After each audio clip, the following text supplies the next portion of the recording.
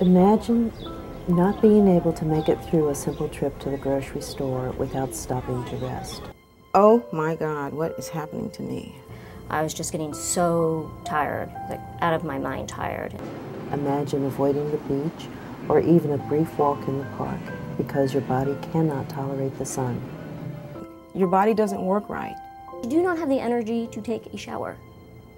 Imagine having to cut short a promising career because unrelenting pain and fatigue make it impossible to work. The burning is like a cutting knife. Day after day after day after day, that's your existence.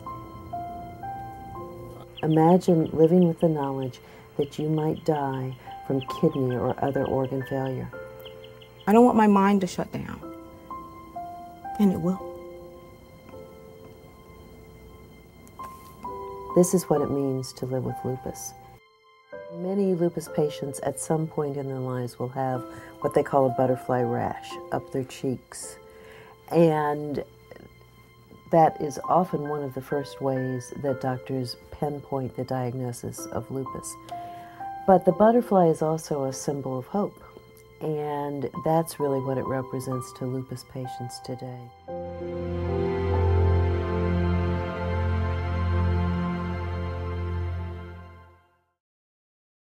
I have lupus. I have had lupus for 24 years now.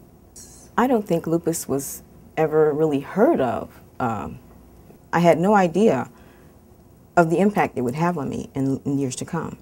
I was diagnosed with lupus, actually it's mixed connective tissue disease, a little over 2 years ago. I was so lucky because some people go years and years and years without being diagnosed. So many of the symptoms are overlapping. You know, you don't know. Any chest pain when you take in a deep breath? Lupus is so hard anyway to find a cure for or to get new drugs for because every patient is different. It has its own agenda. Any sores in your mouth or ulcers in your mouth? Lupus is an autoimmune disease, and that means that the body is really attacking itself. Your immune system has gone haywire and can't distinguish an invader from its own body system. But lupus, one of the things about lupus is it can do whatever it wants. It can attack whatever it wants. Well, with lupus, it's very important to make sure the lupus is not affecting the internal organs, especially the kidneys. About 50% of lupus patients will get kidney involvement. Usually patients have no idea they have it. They have no symptoms whatsoever. So it's much better to catch it at an early stage when the patient has no symptoms at all and treat it then rather than waiting until someone actually goes into kidney failure, where you could be looking at really strong medicines and even dialysis. A flare, what it kind of means is when the disease becomes really active. Usually, when I got a fever, I had a flare-up of lupus somewhere, an infection.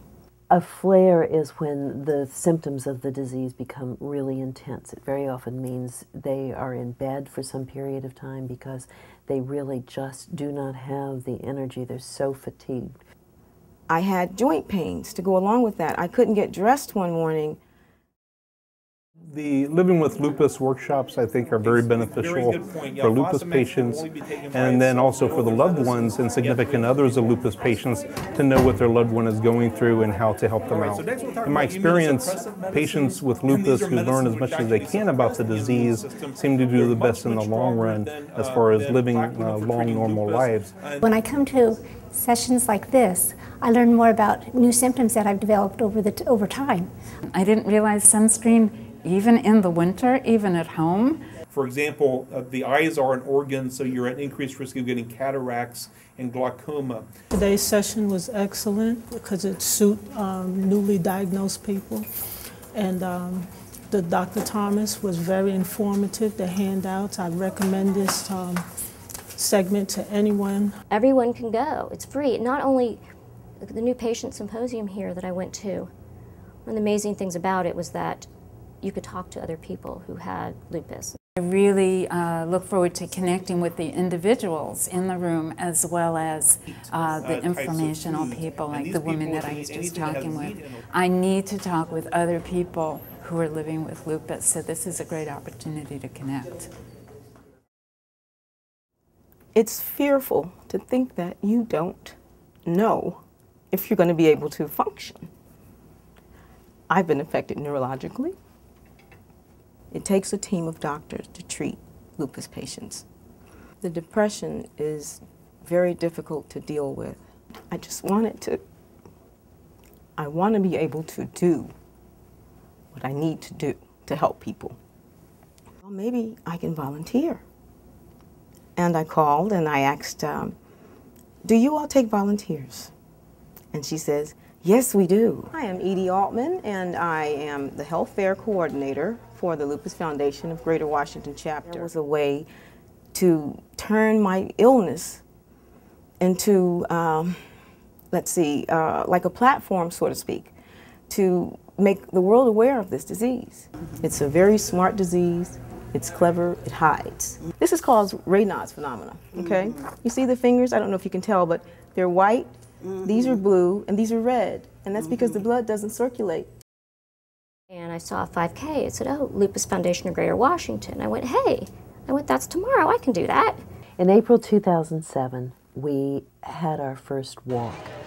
I was new to the Lupus Foundation at the time, but we had heard about walks in other cities and realized that this might be the answer. We did another one in April of 2008. We had 1,000 people, and we more than doubled the amount of money that we raised. We raised over $150,000. We're doing education and outreach and awareness the entire time we're raising money. 5 million Americans that have lupus, especially it affects men and women. Seeing the people come out and walk down Pennsylvania Avenue and carry butterflies, and people stopping to say, what's the butterfly, what does it mean, what is lupus? It's truly the epitome for us of grassroots fundraising at its best. My name is Linda Matthews Gordon, and I am a lupus patient. We're out here today in support of our friend. Her mom has lupus. Thank you, and let's enjoy the walk.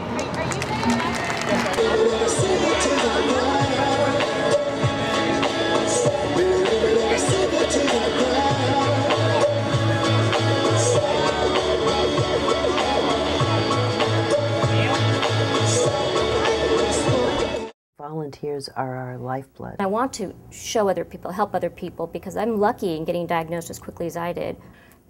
You know, a lot of times you get diagnosed, you go home, you take your medicine, and that's pretty much it. But no one tells you what's going to help you along with those medications, because medications alone won't do it. The patient navigator is designed to help you navigate through a very dense and complex healthcare system. But that patient navigator will also be here to talk to people who are impacted by lupus on an ongoing basis. So when they are diagnosed, they will be able to come and they can learn what it is that they need to do in order to maintain a good, healthy, quality life. I'm just passionate about, well, helping with my health, helping other people so they don't have to go through everything I did. My vision of the future, living with lupus, I want to continue to be able to function, and I want to be able to help others get to where I am. If I couldn't do what I am doing today, I would die. I would just roll over and die. I look in the face of courage every day when I look at our volunteers and the people who live with lupus. My mother was the most courageous person I ever knew, because she lived with this disease every day, and I see that courage repeated again and again. I have lupus, but that's the key. I have lupus. It does not have me.